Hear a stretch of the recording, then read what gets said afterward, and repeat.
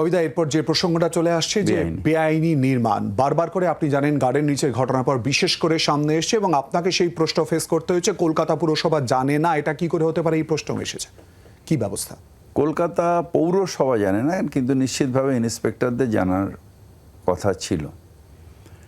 যে গার্ডেন রিচে যেগুলো জায়গাগুলো হয়, দুটো তিনটে জিনিস আলাদা আলাদা আছে। একটা হচ্ছে এরপরে আমি বলতে পারি যে বেআইনি নির্মাণ হবে না, যে সিস্টেমটা আমরা করে দিয়েছি সেই সিস্টেমটা যদি যতক্ষণ চলবে আর কোনো বেআইনি নির্মাণ হবে না। সিস্টেমটা কি?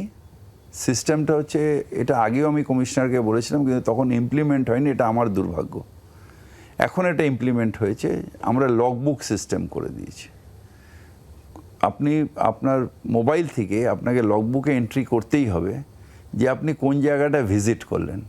একটা ইন্সপেক্টরকে 15 দিন অন্তর তার এলাকায়, আজকে এই রাস্তা কালকে ওই রাস্তা করে 15 দিনে রিপিট করতেই হবে। আর সেটা লগবুকে দিয়ে তাকে করতে হবে যে না, এই রাস্তায় কোনো বেআইনি নির্মাণ দেখলাম না। কোনো নির্মাণ হলে সেটাকে ছবি তুলে লগবুকে এন্ট্রি করতে হবে। তাদের প্রত্যেককে আলাদা আলাদা করে, যে তার যে ওপরের অফিসার সে একটা নিজের তারা সিস্টেম করে দেবে যে কোন অফিসারটা কোথায় যাবে, মানে সেই নিজের ওয়ার্ডের মধ্যে। এই সিস্টেমটা যদি স্ট্রিক্টলি ফলো করা যায় তাহলে আর কোনো দিন বেআইনি নির্মাণ নতুন করে হবে না। এখন যে নেই তা না, নতুন করে হবে না।